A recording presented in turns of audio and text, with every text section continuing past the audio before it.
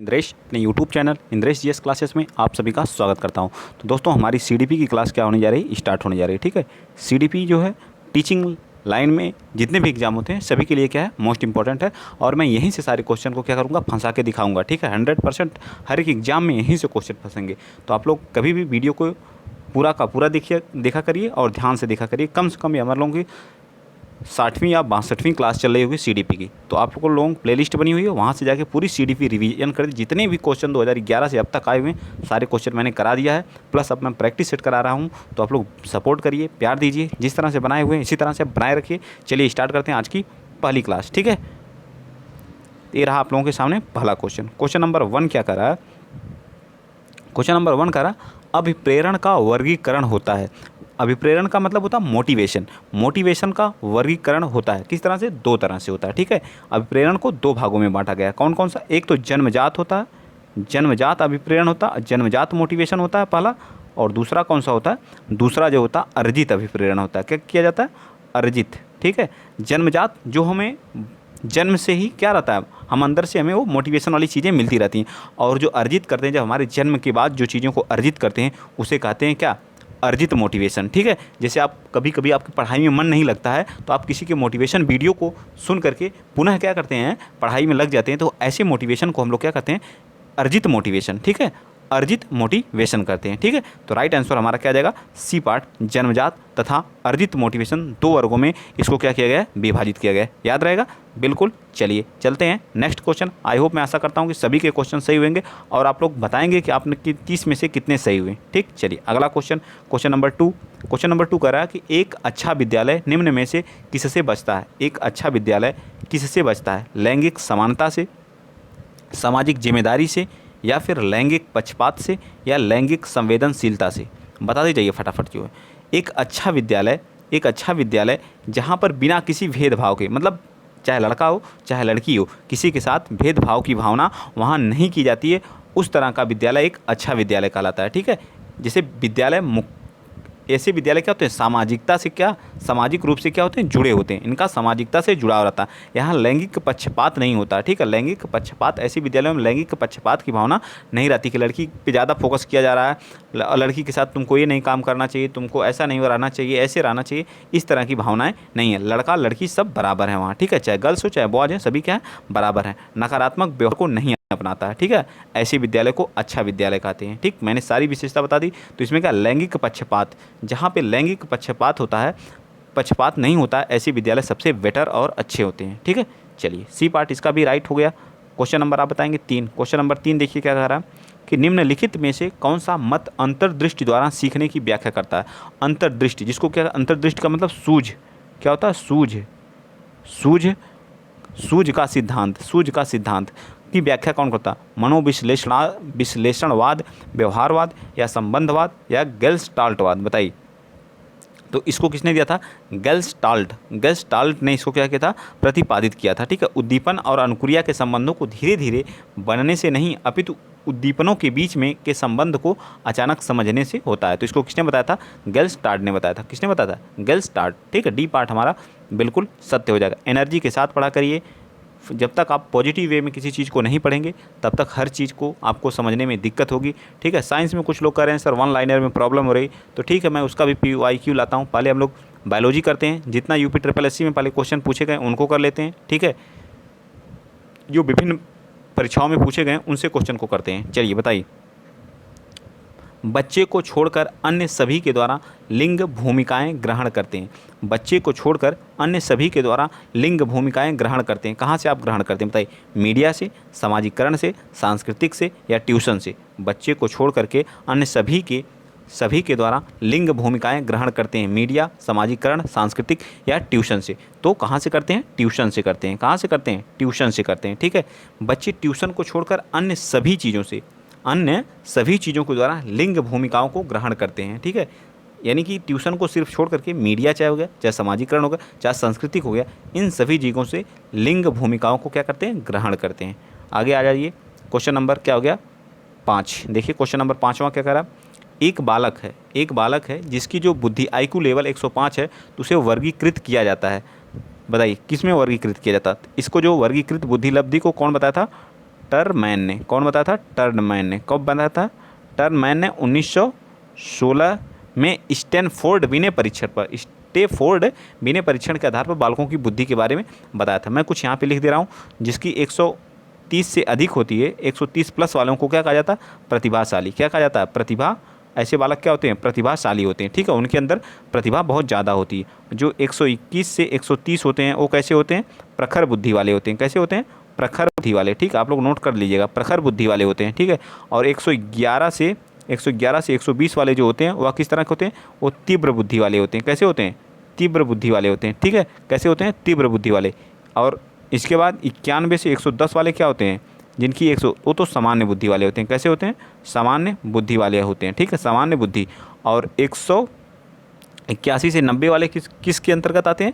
81 से 90 जो आते हैं मंद बुद्धि के अंतर्गत आते हैं। किसके अंतर्गत आते हैं? मंद बुद्धि के। और 71 से 80 जो होते हैं वो किसके अंतर्गत आते हैं? ये जो होते हैं अल्प बुद्धि वाले होते हैं। कैसे होते हैं? अल्प बुद्धि वाले होते हैं। और जो 71 से भी कम होते हैं वो जड़ बुद्धि होते हैं। तो बताइए 100 ये वाला हमारा पार्ट होगा ना, कहाँ से? 91 से 190 के बीच क्या? तो सामान्य बुद्धि वाला। तो राइट आंसर हमारा कहा जाएगा सी पार्ट, बिल्कुल सत्य आ जाएगा। समान बुद्धि के अंतर्गत आते हैं। 105 जिसका आईक्यू लेवल होता है वो समान बुद्धि के अंतर्गत आते हैं। चलिए आगे आ जाइए। क्वेश्चन नंबर 106 बताइए। क्वेश्चन नंबर 6, सीखना है व्यवहार में परिवर्तन, अनुभव तथा अभ्यास का परिणाम, व्यवहार में अपेक्षाकृत अस्थायी परिवर्तन या उपर्युक्त सभी। क्वेश्चन नंबर 6 बताइए। तो क्वेश्चन नंबर 6 है, जब आप किसी चीज़ को सीखते हैं तो आपके व्यवहार में भी चेंजेज होते हैं, अनुभव तथा अभ्यास का परिणाम भी आता है, व्यवहार में अपेक्षाकृत अस्थायी क्या आता है? परिवर्तन आता है। आपके व्यवहार में एक अपेक्षाकृत अस्थायी क्या आता है? चेंजेज आते हैं, परिवर्तन आते हैं। चलिए तो डी पार्ट इसका बिल्कुल सत्य हो जाएगा। क्वेश्चन नंबर 7 बता दीजिए। क्वेश्चन नंबर 7 करा, ग्रंथियों के आधार पर व्यक्तित्व के विभिन्न प्रकारों की चर्चा किसने की है? मतलब ग्रंथ के आधार पर जो व्यक्तित्व है उसको किसने इस पर चर्चा की है? तो इस पर जो है चर्चा किसने की है? तो चर्चा की है क्रेस्मर ने। ग्रंथ के आधार पर जो है व्यक्तित्व को किसके द्वारा जो है विभिन्न प्रकार की चर्चा किसने की है? तो क्रेस्मर साहब ने की, ठीक, क्रेस्मर साहब ने। बस इतना याद रख लीजिएगा। चलिए आगे चलते हैं। क्वेश्चन नंबर 8वां बता दीजिए। क्वेश्चन नंबर 8, चिंतन संज्ञानात्मक पक्ष में एक मानसिक क्रिया है। तो चिंतन एक मानसिक प्रक्रिया होती है, बिल्कुल है। चिंतन हमारी क्या होती है? एक मानसिक प्रक्रिया होती है, बिल्कुल सत्य बात है, ठीक। क्या है? एक मानसिक प्रक्रिया है। कैसी है? एक मानसिक प्रक्रिया है, ठीक है। और इसको किसने कहा था? बताइए इसको किसने कहा था? तो डी पार्ट हमारे रॉस साहब ने किया था। रॉस द्वारा कहा गया था कि ये क्या है? मानसिक प्रक्रिया है, ठीक है। तो इसका भी कहा जाएगा डी पार्ट बिल्कुल सत्य आ जाएगा, ठीक है। रॉस साहब ने कहा कि चिंतन संज्ञानात्मक पक्ष में एक क्या है? मानसिक प्रक्रिया होती है। तो डी पार्ट बिल्कुल है सत्य। चलिए 9th बता दीजिए। 9वां क्या करा? बाल मनोविज्ञान के आधार पर कौन सा कथन सर्वोत्तम है? जो बाल मनोविज्ञान के आधार पर कौन सा कथन सबसे उत्तम है? मतलब सर्वोत्तम है, सबसे उत्तम है। बताइए। तो सारे बच्चे एक जैसे होते हैं? बिल्कुल गलत बात है। सभी बच्चे तो एक जैसे नहीं हो सकते हैं, ठीक है। कह रहा कुछ बच्चे एक जैसे होते हैं। हाँ, कुछ एक जैसे होते हैं, कुछ अलग होते हैं, हो सकते हैं, कुछ हो सकेंगे।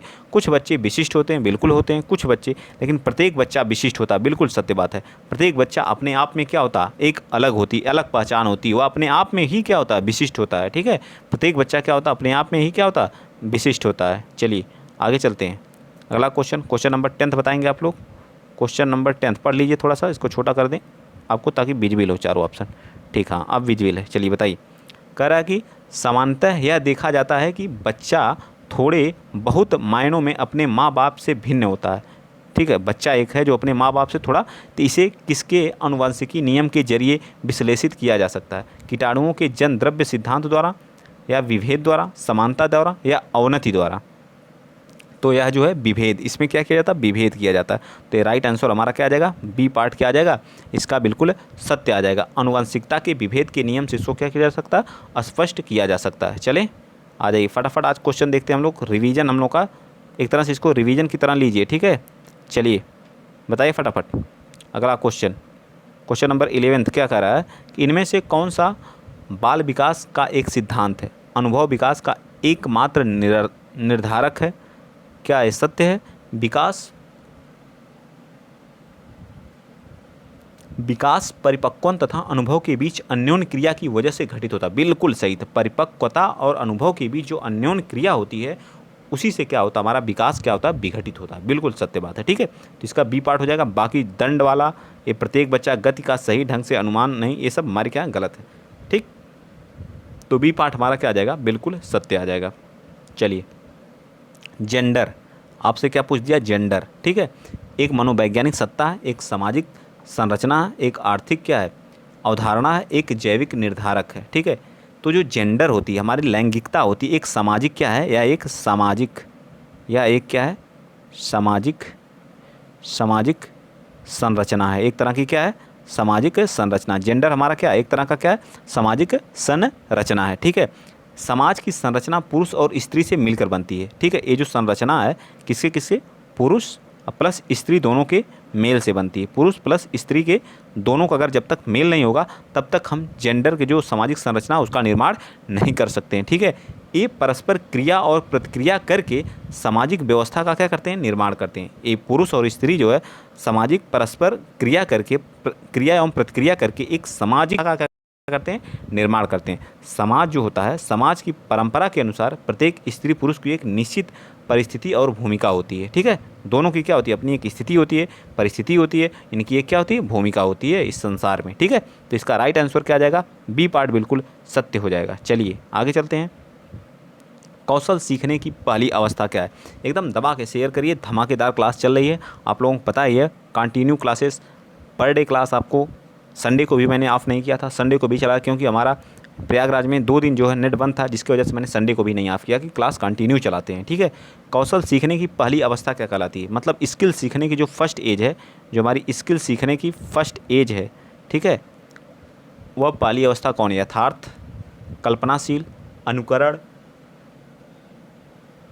या फिर समन्वय। जब आप स्किल आपके अंदर आती है तो आप किसी का अनुकरण ही करते हैं। जब आप छोटे रहते हैं किसी चीज़ को आप अनुकरण करके ही सीखते हैं, बिना अनुकरण के नहीं सीखते हैं। तो इस तरह से हमारा राइट आंसर क्या जाएगा, डी पार्ट बिल्कुल सत्य हो जाएगा। समझ में आ रहा है ना, बिल्कुल। चलिए चलते हैं आगे, अगला क्वेश्चन जीन पियाजे के बारे में है। जीन पियाजे के अनुसार 0 से 14 वर्ष आयु वर्ग के बालक का मानसिक विकास 4 अवस्थाओं में होता है। बिल्कुल सत्य, इन्होंने 4 अवस्थाओं को बताया था। 7 से 14 वर्ष आयु वर्ग के विकास की अवस्था को क्या कहते हैं, 7 से 14 वर्ष के आयु के विकास अवस्था को क्या कहा जाता है, बताइए। यहाँ पे थोड़ा सा मिस प्रिंट तो किया है, लेकिन फिर भी ठीक, चलिए देखते हैं, ठीक। तो इसको जो पहली अवस्था इन्होंने बताया था संवेदात्मक, ये क्या, संवेदात्मक बुद्धि अवस्था, यह क्या थी, 0 से 2 वर्ष थी, ठीक है। और पूर्व संकार्य अवस्था क्या थी, 2 से 7 वर्ष बताए थे, ठीक है। और मूर्त अवस्था 7 से 11 थी, और 11 से प्लस जो अवस्था थी उसको बोलते हैं औपचारिक अवस्था, ठीक है। औपचारिक अवस्था के बारे में इन्होंने बताया था। ना ही ए है तो ना ही ए है, ना ही ये है 7 से 14, तो इसका मतलब राइट आंसर क्या आ जाएगा, डी पार्ट हमारा इसका क्या आ जाएगा, बिल्कुल सत्य हो जाएगा, ठीक है। चलिए आसानी से इसको आप लोग कर लिए होंगे जीन पियाजे वाला। चलिए आ जाइए, क्वेश्चन नंबर आगे हम लोग के पास 15वां क्वेश्चन नंबर 15 थोड़ा सा ब्लर है, कुछ ज़्यादा ही ब्लर है, लेकिन फिर भी विजिबल है, ठीक है, आप लोगों को दिखाई देगा। थोड़ा सा क्वालिटी बढ़ा लीजिएगा। शैशव अवस्था के लिए उत्तम शिक्षण विधि है मॉन्टेसरी विधि, खेल विधि, किंडरगार्टन विधि, या ये सभी शैशव अवस्था के लिए। तो शैशव अवस्था के लिए जो है इसमें से मॉन्टेसरी विधि भी इंपॉर्टेंट होती है, खेल विधि भी, और किंडरगार्टन विधि, ठीक है। दोनों हमारे लिए क्या होती हैं, बहुत ही महत्वपूर्ण होती हैं, ठीक है। 2 से जब 5 वर्ष की अवस्था में शरीर और मस्तिष्क के लिए क्या होता है, अत्यधिक ग्रहणशील होती हैं, ठीक है। इस अवस्था में मॉन्टेसरी विधि, खेल विधि और किंडरगार्टन विधि बच्चों के विकास के लिए सबसे उपयुक्त विधि होती है। तो इस तरह से इसका राइट आंसर कहा जाएगा, डी पार्ट बिल्कुल सत्य आ जाएगा, ठीक है। चलिए चलते हैं नेक्स्ट क्वेश्चन नंबर, आप बताएंगे कौन सा, 16। क्वेश्चन नंबर 16 क्या कह रहा है, ब्लूम वर्गीकरण के आधार पर उद्देश्य आधारित प्रश्नों के निर्माण में कौन सा विकल्प असंगत है, बताइए। ब्लूम टेक्सोनॉमी जो बताए थे, वर्गीकरण को बताया था कौन, ब्लूम साहब ने, तो इनके अनुसार जो है कौन सा असंगत है, बताइए, बताइए फटाफट। सबसे पहले क्या इन्होंने बताया था, ज्ञान, ठीक है। ज्ञान के बाद क्या आता है, ज्ञान के बाद क्या आता है, समझ। ज्ञान के बाद क्या आता है, समझ, ठीक है। समझ के बाद इन्होंने क्या बताया था, बताइए। समझ के बाद विश्लेषण, क्या बताया था, विश्लेषण, ठीक है, विश्लेषण। विश्लेषण के बाद क्या बताया था, विश्लेषण के बाद क्या आता है, विश्लेषण के बाद मूल्यांकन, ठीक है। क्या आता है, मूल्यांकन, ठीक, याद रहना चाहिए टेक्सोनॉमी, ठीक है। मूल्यांकन, वर्गीकरण की, मूल्यांकन के बाद क्या आता है, बताइए। मूल्यांकन के बाद आता है अनुप्रयोग, ठीक, क्या आता है, अनुप्रयोग, ठीक है, अनुप्रयोग, ठीक है। अनुप्रयोग के बाद क्या आता, संश्लेषण, इसका आता, क्या आता, संश्लेषण, ठीक। तो पूरा आप लोग बना लीजिएगा चार्ट, ठीक, चार्ट को बना लीजिएगा। तो देखिए इसमें विश्लेषण भी, अनुप्रयोग भी आता है, विश्लेषण भी आता है, मूल्यांकन भी आता है, लेकिन एक क्या आता है, आत्मभूति नहीं आता है। ठीक, तो यही हमारा क्या आ जाएगा, बिल्कुल सत्य हो जाएगा। तो ब्लूम वर्गीकरण की के आधार पर उद्देश्य की आधारित प्रश्नों के निर्माण में कौन सा विकल्प असंगत है? तो ज्ञान, सबसे पहले ज्ञान, फिर समझ, फिर विश्लेषण, फिर मूल्यांकन, फिर अनुप्रयोग, फिर संश्लेषण। ठीक है, ऐसे करके आप लोग याद रखेंगे। चलिए आगे चलते हैं। नेक्स्ट क्वेश्चन नंबर 17 बता दीजिए।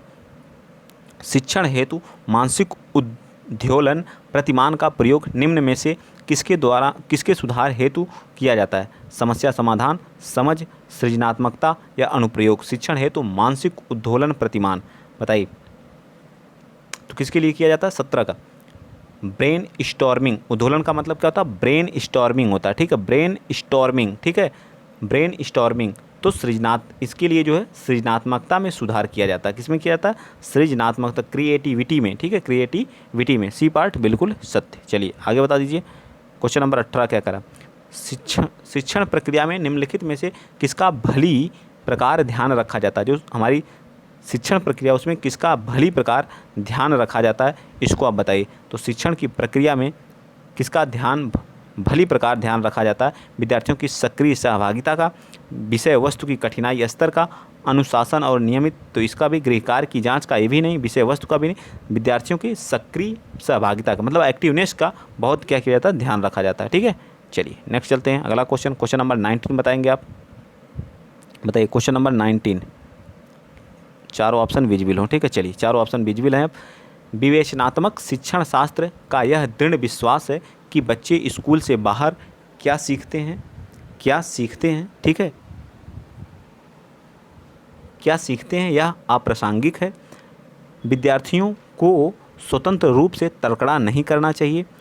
सी कह रहा है कि विद्यार्थियों के अनुभव और प्रत्यक्ष महत्वपूर्ण होते हैं। या डी कह रहा है कि यह शिक्षक को हमेशा कक्ष के अनुदेशन का क्या करता है? नेतृत्व करता है। तो आप बताएंगे 19 का राइट आंसर हमारा क्या जाएगा? सी। शिक्षार्थियों के अनुभव और प्रत्यक्ष महत्वपूर्ण होते हैं, बिल्कुल राइट आंसर क्या जाएगा? सी पार्ट हमारा सबसे सही होगा। ठीक है, दृढ़ विश्वास की बात कर रहा है। चलिए आगे आते हैं। क्वेश्चन नंबर आप कौन सा बताएंगे? क्वेश्चन नंबर 20वां बता दीजिए। ठीक है, चलिए बताइए फटाफट। क्वेश्चन नंबर 20 क्या कह रहा है कि संवेगात्मक विकास को प्रभावित करने वाले कारक कौन है? जो हमारा संवेगात्मक विकास है इसको कौन कौन से प्रभावित करते हैं? तो इसको क्या करता है?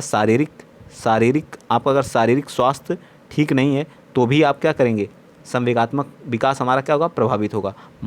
आप अगर मानसिक रूप से ठीक नहीं है तो भी हमारा संवेगात्मक विकास प्रभावित होगा। आप थकान में हैं तो भी ये क्या करेगा? इसको प्रभावित करेगा। तो मतलब ये भी प्रभावित करेगा, ये भी करेगा, ये भी करेगा, अर्थात उपर्युक्त सभी करेंगे। तो राइट आंसर क्या आ जाएगा? डी पार्ट हमारा क्या आ जाएगा? बिल्कुल सत्य आ जाएगा। ठीक, चलें आगे। डी पार्ट क्या होगा? सत्य। शारीरिक, मानसिक, थकान, ये सभी क्या करते हैं? संवेगात्मक विकास को प्रभावित करते हैं।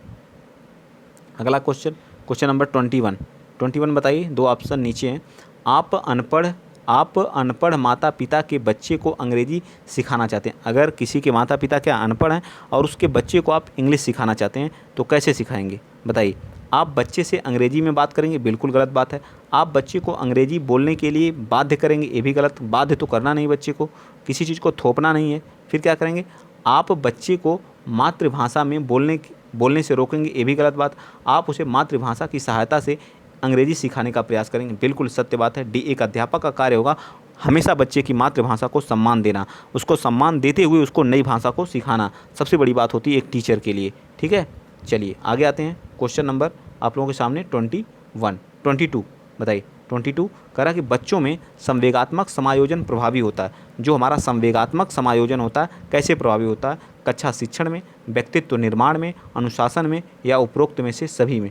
तो यह कक्षा शिक्षण में भी होता है और व्यक्तित्व निर्माण में भी होता है, अनुशासन में भी होता है, अर्थात उपर्युक्त में से सभी में होता है। डी पार्ट हमारा क्या आ जाएगा? डी पार्ट बिल्कुल सत्य आ जाएगा। बच्चे में संवेगात्मक समायोजन प्रभावी होता है कक्षा शिक्षण में, व्यक्तित्व निर्माण में, अनुशासन में, अर्थात सभी में। चलिए क्वेश्चन नंबर आप 23 बताइए। क्वेश्चन नंबर 23 क्या कह रहा है कि बुद्धि के बहुकारक सिद्धांत के प्रतिपादक थे। मतलब जो बहुकारक थे उसको कौन बताया था? मैकडूगल, थॉर्नडाइक, बर्ट या टर्मैन। बताइए 23 का। तो 23 का थॉर्नडाइक ने बुद्धि के बहुकारक सिद्धांत को बताया था। कौन बताया था? थॉर्नडाइक साहब ने बुद्धि के बहुकारक सिद्धांत को क्या किया था? प्रतिपादन किया था। ठीक है, याद रहेगा ना।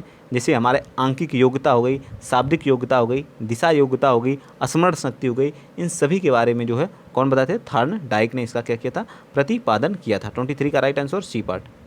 चलिए अगला बताइए, पियाजे के अनुसार मूर्त अवस्था का स्तर अवधि है। तो मूर्त कौन सी होती है, 7 से 11 वर्ष की अवस्था क्या कहलाती है, मूर्त कहलाती है। ठीक है, 7 से जन्म से जो होती है संवेदी गामक अवस्था होती है पहला जो है। ठीक है, एक क्या होती है, अनौपचारिक होती है। सारी आप लोगों को याद होगी, मैंने कई बार इसको बता चुका हूँ।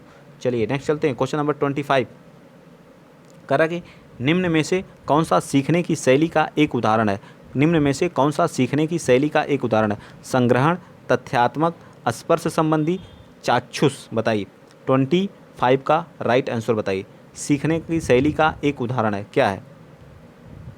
तो चाक्षुष शैली के माध्यम से व्यक्ति आसानी से क्या कर सकता है, सीख सकता है। ठीक है, चाक्षुष शैली के माध्यम से बच्चा आसानी से क्या करेगा, सीख सकता है। चलिए अगला क्वेश्चन बता दीजिए, क्वेश्चन नंबर 26 विजुअल है। चलिए पूरा विजुअल है। ठीक है, वाक्य बाधित मतलब जिसको बोलने में दिक्कत है, बच्चे का विकास किया जा सकता है उनको कक्षा में अपने विचार को प्रदर्शित करने के लिए प्रोत्साहित करके।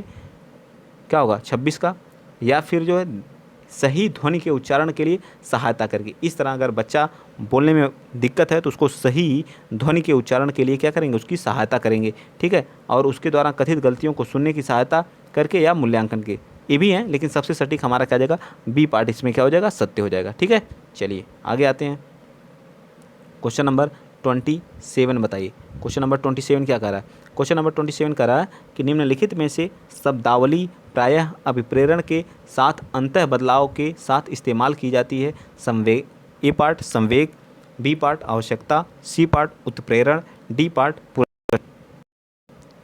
बताइए भाई फटाफट 27 का क्या आ जाएगा इसका, तो बी पार्ट हमारा क्या आ जाएगी, आवश्यकता आ जाएगी। ठीक है, बी पार्ट क्या आ जाएगी, आवश्यकता हमारा क्या आ जाएगा, बिल्कुल सत्य आ जाएगा। चलिए 28 बता दीजिए। आज आप लोग बताइए, 3 क्वेश्चन को आप लोग बताएंगे, मैं नहीं कुछ बताऊंगा। ठीक, आप लोग बताइए फटाफट। प्रतिभाशाली शिक्षार्थियों को से जुड़े प्रश्नों पर अधिक समय देने के लिए कहा जा सकता है। चलिए तीनों क्वेश्चन आप लोगों के लिए, क्योंकि इतना पढ़ा दिया हूँ मैं, इतना पढ़ा दिया हूँ, अगर आप लोग अब भी नहीं सही बता पा रहे हैं तो ये आप लोगों की गलती है। ठीक है, मेरी इसमें कोई गलती नहीं, मैंने इतने प्रैक्टिस करा चुका हूँ अब तक कि आप लोगों को सिर्फ बैठना है और एग्ज़ाम में सिर्फ बैठना है। ठीक है, समझ, सृजन, विश्लेषण या स्मरण। 28 का बताइए, 28 का राइट आंसर क्या आ जाएगा, बी पार्ट सृजन होगा। प्रतिभाशाली शिक्षार्थियों को सृजन से जुड़े प्रश्नों पर अधिक समय देने के लिए कहा जा सकता है। मतलब क्रिएटिव, ऐसे बच्चे क्या होते हैं जो प्रतिभा वो क्रिएटिव होते हैं। ठीक है, चलिए आगे बताइए। सीखने की प्रक्रिया का प्रथम सोपान है, मतलब सीखने की प्रक्रिया का जो प्रथम सोपान है वो क्या है बताइए। तो जिज्ञासा, आपके अंदर अगर जिज्ञासा नाम की कोई चीज़ नहीं है ना, तो आप किसी भी चीज़ को सीख नहीं पाएंगे। आपके अंदर क्यूरियोसिटी होनी चाहिए, जिज्ञासा होनी चाहिए सीखने की। आपकी अगर किसी के प्रति किसी चीज़ को सीखने की जिज्ञासा ही नहीं है ना, तो आपको कितना भी कोई टीचर या कोई स्टूडेंट या कोई माता पिता किसी को कितना भी सिखाएं, वो बच्चा कभी नहीं सीखेगा जब तक उसके अंदर क्यूरियोसिटी नाम की कोई चीज़ नहीं होगी। ठीक है, चलिए आगे चलते हैं।